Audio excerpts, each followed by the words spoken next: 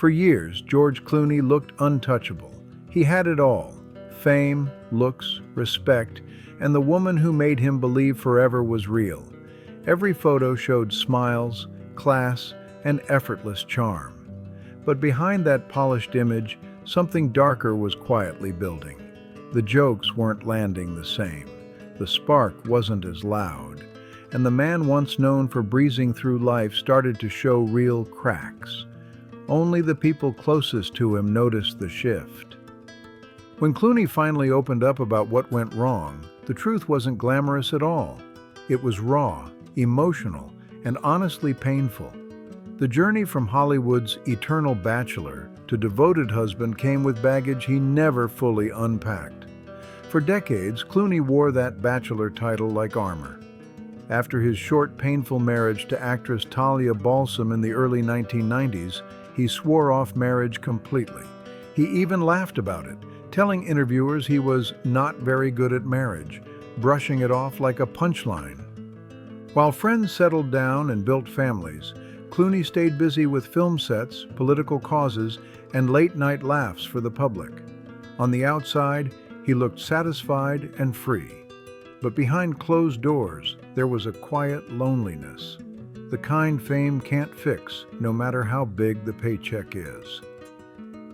Then came the summer of 2013, and everything flipped. At his villa on Lake Como, a mutual friend introduced him to someone totally outside his Hollywood bubble. Amal, sharp, grounded, a respected human rights lawyer with degrees from Oxford and New York University.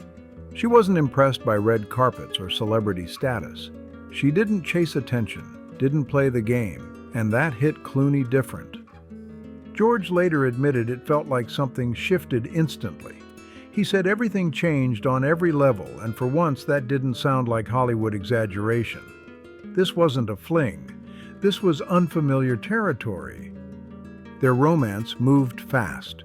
By April 2014, Clooney was on one knee in his kitchen, sweating through an awkward proposal while Amal searched a drawer for the ring. She nearly missed it.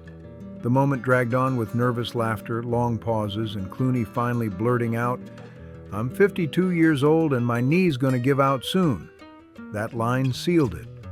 Amal said yes. By September, they were married in Venice, surrounded by flashing cameras and a world convinced this was a fairy tale ending.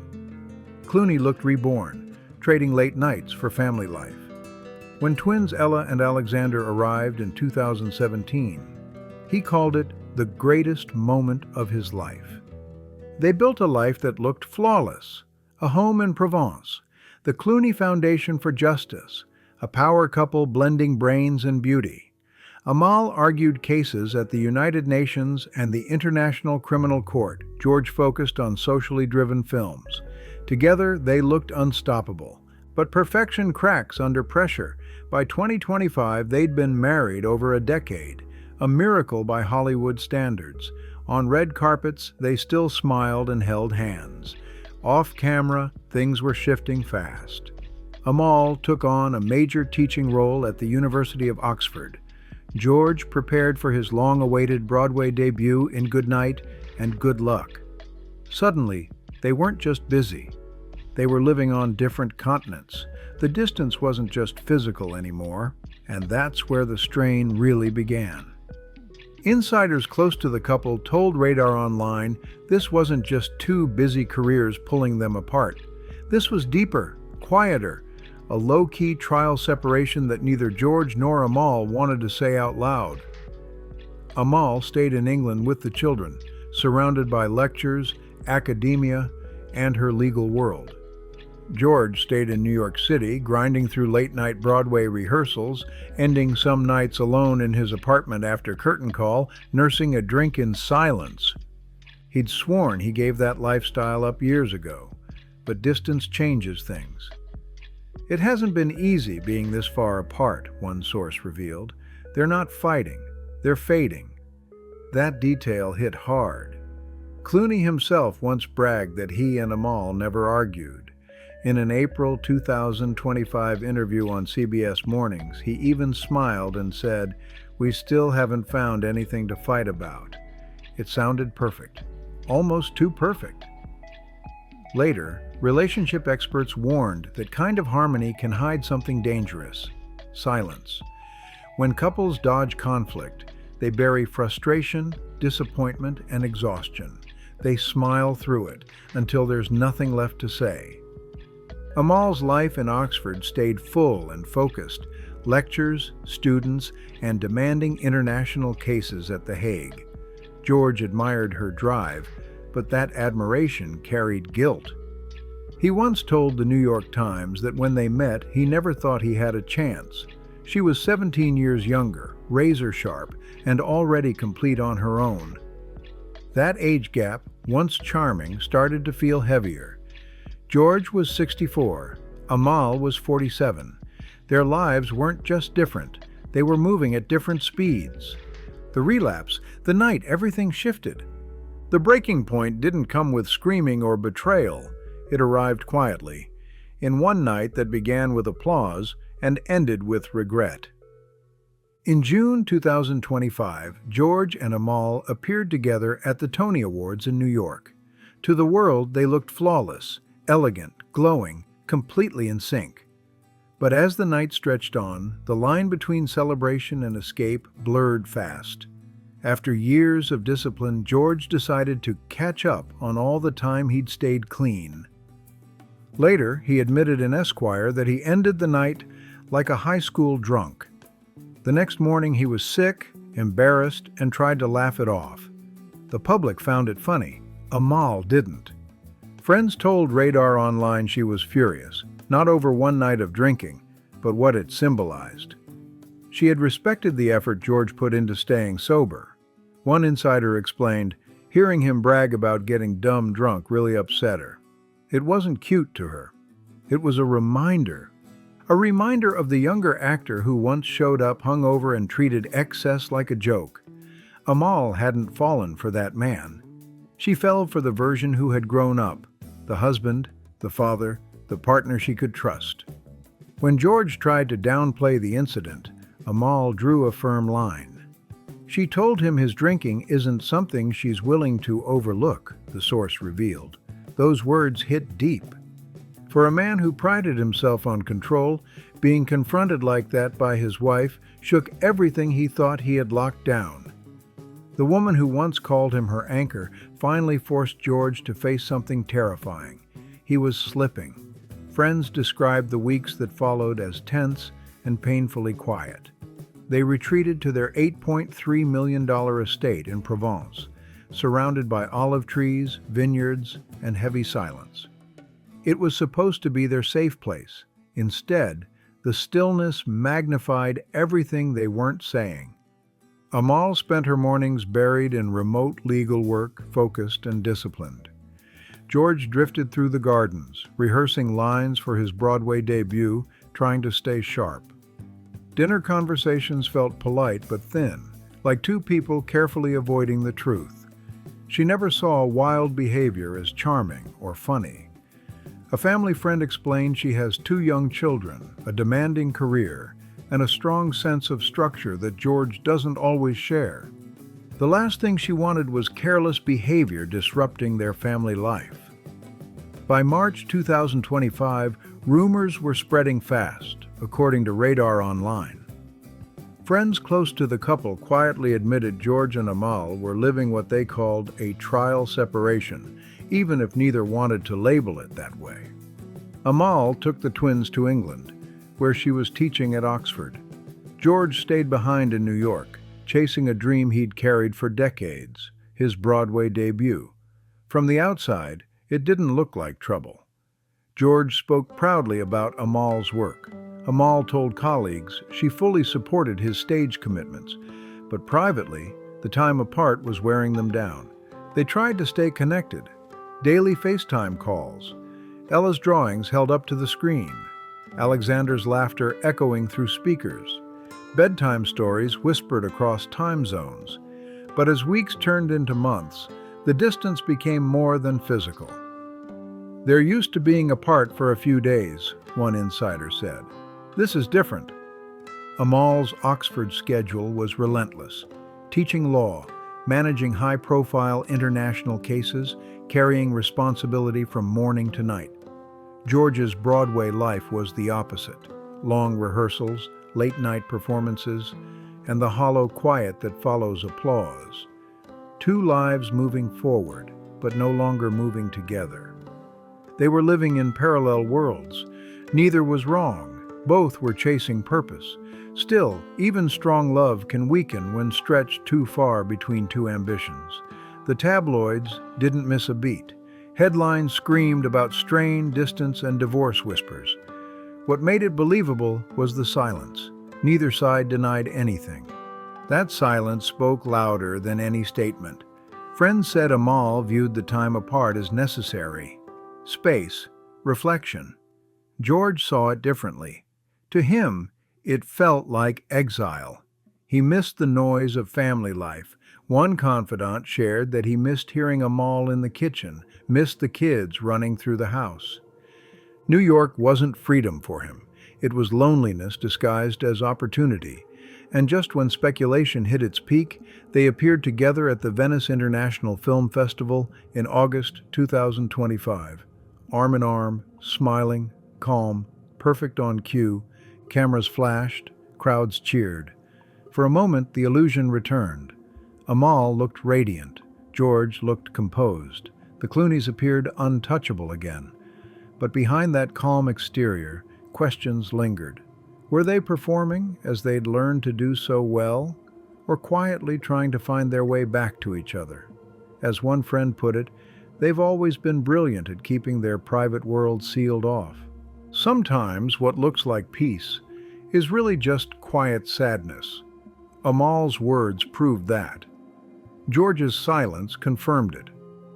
When Glamour magazine published Amal Clooney's interview in the autumn of 2025, it was supposed to highlight her friendship with makeup artist Charlotte Tilbury.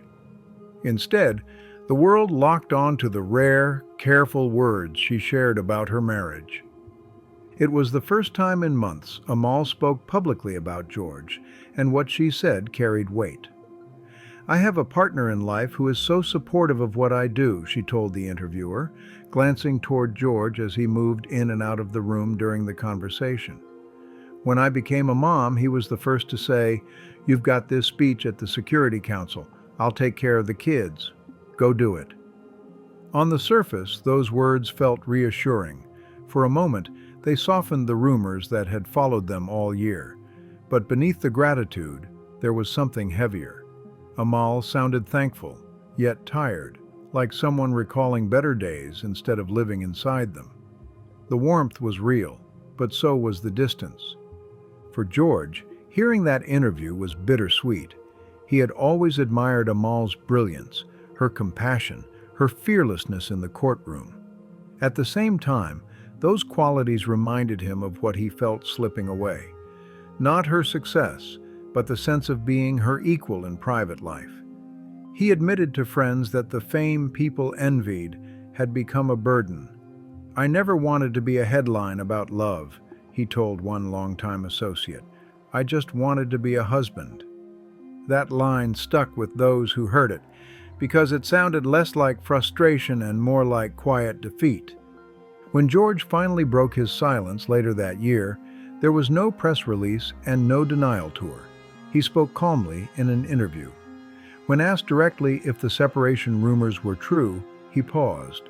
Then he said softly, "Marriage isn't about staying the same. It's about holding on when everything around you changes, and when you change too." He didn't confirm a divorce. He didn't deny one either. Instead, he talked about disconnection, about how you can sit across from the person you love and still feel miles away. When that happens, he admitted, it isn't anger, it's grief. Friends said that was the real confession, not scandal, not betrayal, just the acknowledgement that something sacred had worn thin over time. Ambition, distance, different rhythms of life. In the end, the once untouchable couple looked painfully human.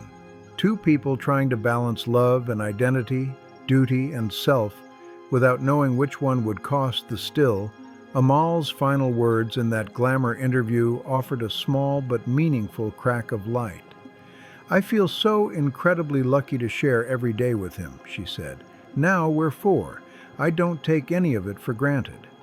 It didn't sound like denial. It sounded like resolve. Maybe it was her way of saying the story wasn't finished yet, that even a bruised marriage can survive when honesty replaces illusion. By late 2025, George Clooney had learned that even the most beautiful love stories can fracture quietly. What once looked like Hollywood's gold standard had become a lesson in distance, aging, and the limits of control. To the public, the smiles still appeared. To those close to them, everything felt different. There were no long, playful interviews anymore, no red carpet banter, just shorter answers and longer pauses. Friends said the couple agreed to spend more time apart, not out of anger, but acceptance. Amal continued teaching law at Oxford, raising Ella and Alexander in England's calm countryside, anchored in routine and purpose. George stayed mostly in Provence, dividing his days between the vineyard, occasional directing work, and lingering Broadway commitments. They love their kids deeply, one associate explained, but they've realized they can't live the same kind of life anymore. She thrives on structure and forward motion.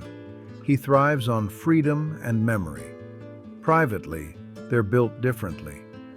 George admitted time had started to haunt him. At 64, he wasn't the man who could charm away every mistake. The mirror reminded him daily, the lines around his eyes, the fatigue after performances, the ache in his knees. Meanwhile, Amal Clooney remained focused and luminous, defined by intellect and momentum. "I used to be the one moving too fast," George once joked. "Now she's running ahead and I'm trying to keep up." Their home in Provence, once filled with laughter, became a place of reflection. George spent long evenings walking through olive groves, sometimes with a glass of wine he promised himself would be the last. It wasn't rebellion anymore, it was resignation. He wasn't drinking to celebrate, only to remember when life felt simpler. He often thought about the night he proposed, how nervous he was, how badly he wanted her to say yes. "I think I just wanted to prove I could be someone's forever," he told a close friend. "Forever is harder than I thought." Still, there were moments of grace. The twins visited during school holidays, flooding the house with noise and laughter. Amal still called, still cared. Her tone was calmer now, more formal. They talked about the children, her foundation, his shows. What they didn't talk about was them. Some say they're still together, quietly, carefully, rebuilding without promises, without headlines, and without pretending it's easy. Others believe the separation is already permanent, just waiting for the right moment to be made public. Maybe the story of George Clooney and Amal Clooney isn't really about an ending at all. Maybe it's about the cost of holding on to love when fame, distance, and time pull in opposite directions. So what do you think? Can love survive after everything they've been through? Drop your thoughts in the comments, hit like, subscribe for more untold Hollywood stories, and I'll see you in the next one.